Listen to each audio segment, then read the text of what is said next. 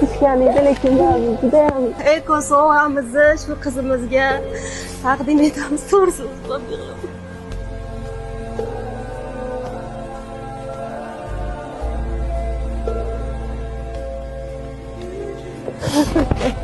kutganingda lekin o'tsalar inshaalloh bo'ladi, farzand bo'ladi va Alloh taolo ota-onalik baxtini judayam mehnat qilib har bir SMS-larni o'qib judayam mehnat qilib har bir SMS-larni o'qib har biriga e'tibor berib turgan komandamiz bor, boshqa insonlar bor, hali sizlarga bularni tanishtiraman. Qolgan insonlarni ham umra safariga yo'llanma yutishni xohlaganlar bilan onalar bilan gaplashdik.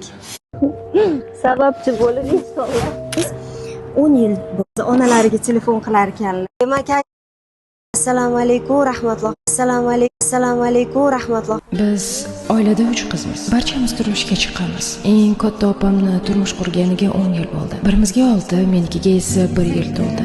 Lekin Alloh hech birimizga farzand bermadi. Onam yolg'iz o'zlari katta qilib bizni turmushga berdilar.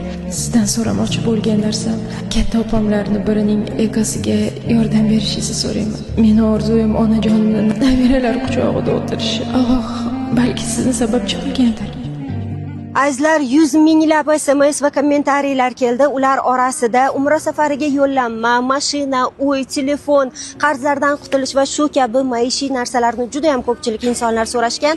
Lekin inson hayoti har narsadan muhim.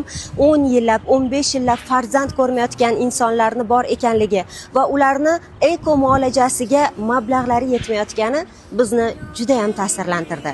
9 yil Farzand ko'rmadi. Yo'q, umuman bo'lmadi.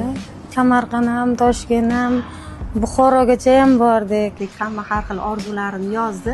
Bizni e'tiborimizni sizlar tortdinglar. 3 opa-singil, lekin uchalovimizda ham hali farzand yo'q. Onam nevara ko'rishni xohlaydilar deganlari to'g'risi boshqacha bo'lib ketdim. Shu paytgacha qilgan duolaringiz, niyatlaringiz Alloh taologa yetib boribdi. Rahmat.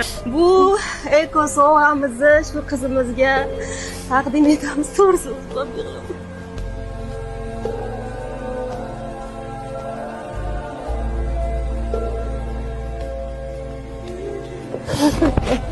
Kutganingda lekin judayam sog' bo'ling.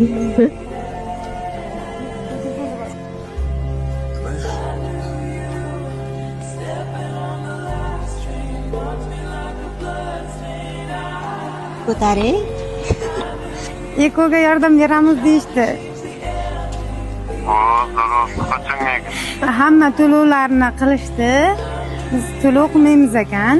Aya, yaxshimisiz? Yaxshi, yetib boramiz. Ha, yaxshi.